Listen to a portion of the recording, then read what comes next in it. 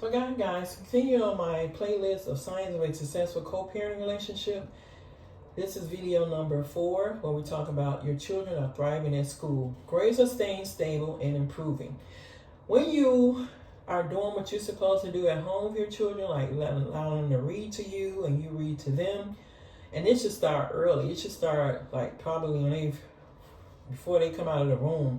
I've heard that people who read to their children at pre-womb and before they're born, the babies, sometimes you're talking to them, they'll kick, if you feel a kick in your stomach, that's because they're listening. So if you start reading to them early, they can't help but to love reading. And then math, you can get them little math cards or what do you call them? The little cards you can play with and teach them how to do math. Like, you don't want them to be too focused on one area. Like, I was always focused on reading, so I love reading, and I was like kind of deficient in math. But let them focus on both. And I know, but reading, don't let them fall behind in their reading, because this is how children stay behind in school, and they fail because of their poor reading skills. Because you can't read a math problem, you can't read. You can't read, period. You can't read a math problem. So you have to know how to read, at least the basics of reading. And when your children are thriving at school, their grades are staying stable and improving. You don't have all those issues with the teachers. You don't have to go running up to the school. Do you know how embarrassing it is every time the school calls your child in trouble for something, or they've done something they shouldn't have done, or they're making too much noise at school, or they're being a class clown, or they're doing this and that. And I don't agree with teachers calling anybody. Let me take that back. No teacher should be calling a student a class clown, because when they do that, it's like they're trying to label your child a problem child. So don't allow that to happen. But allow your child to understand the importance of going to school and being a successful student. That means showing up, making progress, getting great grades, and moving forward to the next level. Because to be successful in school, you have to pass each grade. So let your children know the importance of going to school, and not allowing your children to stay home every day because they don't feel like going to school. You don't want them to fall into that habit.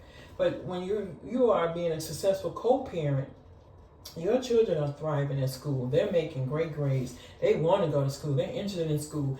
They want to learn. They want to know more and more and more. So they're constantly learning something. So, and it's important, make that connection with the teachers at school. Make that connection where they understand that, you value their education. Because when your children know and understand that you value their education, they do better in school. But when you're arguing and fussing over, the little stuff at home about you didn't get your child support payment this week, the children are sitting there listening to all this. And then they take that, a lot of times they're not going to say anything about their parents arguing and fighting. They may cry, but then it'll affect how they sleep, how they eat, how they feel about themselves. And sometimes they may blame themselves about the parents breaking up or whatever. But let them know it's not their fault, that you tried to make it work, but it didn't work. But now we're going to focus on you. We're going to focus on you as our children or our child, and we want you to do better, and we love you in spite of what we're going through. And you always want to keep that love for your children up front, because that way they don't think it's their fault that the two of you are not together, And then, make sure that you spend time at school, check in before report cards or I don't even have report cards anymore, but before grades come out, make sure you do a check-in, at the beginning of the school year, the middle, and the end, so that there are no surprises later on. What are your child doing good at? Sometimes during breakups, children kind of fall behind a little bit, or they're not as focused on their studies as they should be, or they're not doing as much homework as they should. Make sure you're seeing homework every night, or if they don't get homework, send the teacher an email. Where's the homework for tonight? Is there homework missing? Or, you want to have that rapport with the teachers, without getting angry or upset with them, because at the end of the year, you didn't make contact to find out how your child is doing. But make sure your child is doing good.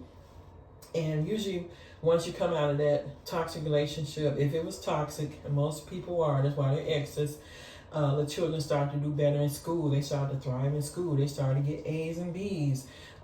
They come up, you know, they want to do more work, they want to do more reading, and encourage that, and, you know, nurture that. Have a place at home where they can sit, you know, minus the TV, minus the tablets, minus the iPads and all that stuff, where they can sit and just relax and read books if they choose to, you know, have some soft music on, or you know, something playing softly in the background. Make the environment clean and safe and conducive to them being able to learn there.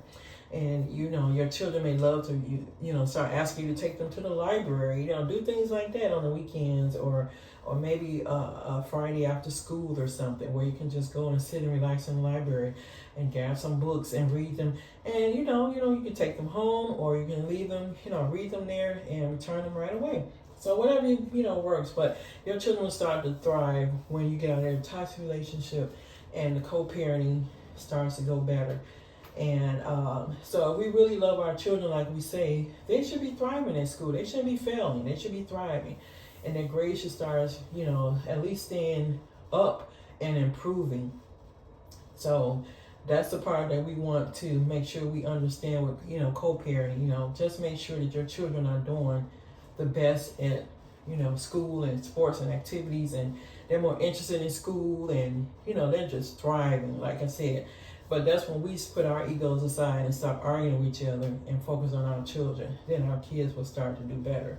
So that was video number 4, which says your children will start thriving in school, grades are staying stable and improving. So this was video number 4 of my series of signs of a successful co-parenting relationship. And I hope you all are enjoying this series. If you are, please give me a big thumbs up and a like, and a subscribe. If you haven't heard anything that's helpful to you yet, keep listening. I'm sure there's more to come that you'll be considering subscribing to this channel. Thank you so much for watching, commenting, liking, and sharing. See you in the next video.